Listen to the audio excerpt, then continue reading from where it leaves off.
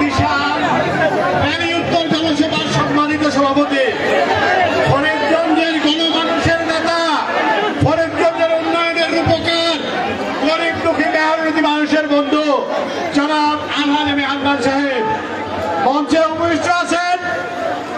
চাঁদপুর জেলা বিএনপির সুযোগ্য সভাপতি জনাব শেখ ফরিদ আহমেদ মানিক সাহেবের রানিং মেট, চাঁদপুর জেলা বিএনপির সুযোগ্য সাধারণ সম্পাদক জনাব অ্যাডভোকেট সেলিমুল্লাহ সেলিম ভাই।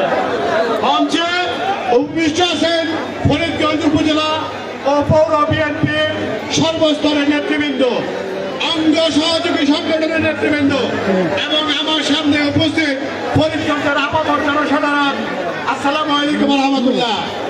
আজকের এই প্রতিষ্ঠা বার্ষিকীতে আমি মাঝখানে লোকগুলা পিছিয়ে যান। সর্বশক্তিমান আল্লাহ রাব্বুল আলামিনের কাছে দোয়া করছি এবং আপনাদের কাছে সহযোগিতা চাচ্ছি। ইনশাআল্লাহ আগামী ৪৮তম প্রতিষ্ঠা বার্ষিকী আমরা বাংলাদেশ জাতীয়তাবাদী দলের নেতৃত্বে গঠিত সরকারের অধীনে এবং ফরিদগঞ্জের গণমানুষের নেতা আলহাজ এম এ হান্নান সাহেব এমপি থাকা অবস্থায় ইনশাআল্লাহ ৪৮তম জন্মবার্ষিকী পালন করব। আমি এই লক্ষ্যে সকলকে ঐক্যবদ্ধভাবে কাজ করার জন্য অনুরোধ জানিয়ে আমি আমার সংক্ষিপ্ত বক্তব্য শেষ করছি। খোদা হাফেজ। বাংলাদেশ জিন্দাবাদ, বাংলাদেশ জাতীয় দল জিন্দাবাদ।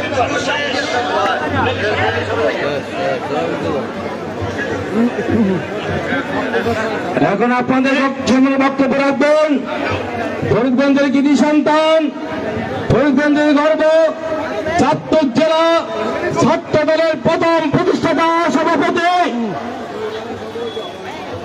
প্রতিষ্ঠাতা সদস্য, বাংলাদেশের যখন ছাত্র দলের প্রতিষ্ঠাকালীন হয় তখন সর্বপ্রথম ছাত্র দলের প্রতিষ্ঠাতা যিনি প্রতিষ্ঠাতা করেছিলেন সেই শফিউল বাসার মুকুল পরে সাহেব আপনাদের সামনে বক্তব্য রাখবেন। নবের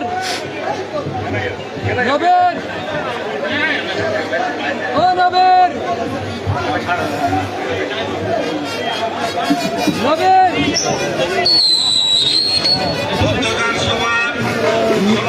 সভাপতি উপস্থিত বাংলাদেশ জাতীয়তাবাদী দলের জেলার সাধারণ সম্পাদক, আমার সহপাঠী, একসাথে ছাত্র রাজনীতি করেন চাঁদপুর শহরে, উনি আজ পর্যন্ত